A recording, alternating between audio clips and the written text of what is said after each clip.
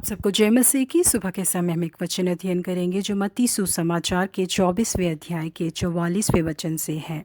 इसीलिए तुम भी तैयार रहो, क्योंकि जिस घड़ी के विषय में तुम सोचते भी नहीं हो उसी घड़ी मनुष्य का पुत्र आ जाएगा।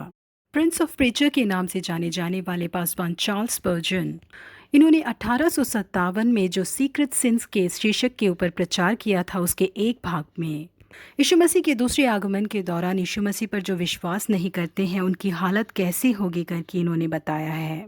यीशु मसीह को क्रूस पे चढ़ाते समय जो बातें हुए थी, यीशु मसीह के दूसरे आगमन में वो बातें नहीं होंगी। यीशु मसीह उस समय राजाधिराज के रूप में सिंहासन में विराजमान होंगे।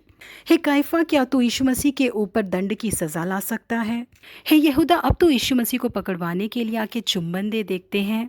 हे बरअब्बास, अब कौन है जो तेरे बदले यीशु मसीह को क्रूस की सजा दे सकता है? लोगों ने यीशु मसीह का मजाक उड़ाया था, जरा उनके चेहरे के सामने आकर अब उनका मजाक उड़ाओ तो देखते हैं। परमेश्वर है ही नहीं कहने वाले मूर्ख यीशु मसीह के चेहरे के सामने आकर जरा कह तो देखते हैं कि परमेश्वर है नहीं। यीशु मसीह जब न्यायाधीश के रूप में सिंहासन में विराजमान होंगे, पवित्र शास्त्र को देखकर उसका मजाक उड़ाकर जरा हंस के तो दिखाओ। जिन पासवानों ने तुम्हें प्रचार किया उनका जरा मजाक उड़ाकर तो दिखाओ। अब तुम क्यों पहाड़ों को और चोटियों को देखकर कहते हो कि हमें अपने नीचे छुपा लो? तुम्हारी घमंड भरी बातें कहाँ गई? तुम्हारा ताकत कहाँ गया? कितने दुख की बात है कि इनमें से कौन है जो परमेश्वर के सम्मुख में उस दिन खड़ा हो पाएगा करके चार्ल्स स्पर्जन ने प्रचार किया। जी हाँ, प्रिय परमेश्वर के लोगों, यीशु मसीह का दूसरा आगमन अविश्वासियों के लिए बहुत ही दुख भरा समय होगा। यीशु मसीह को अपने उद्धारकर्ता के रूप में अपनाकर उनकी राहों पर चलने वाले लोगों को वो अपने साथ ले जाएंगे, लेकिन जिन अविश्वासियों ने उन पर विश्वास नहीं किया वो छोड़े जाएंगे। वो दिन अविश्वासियों के लिए सताव भरा और आंसू भरा दिन होगा। वो अपने आप को बचाने के लिए कहीं पर नहीं भाग सकते।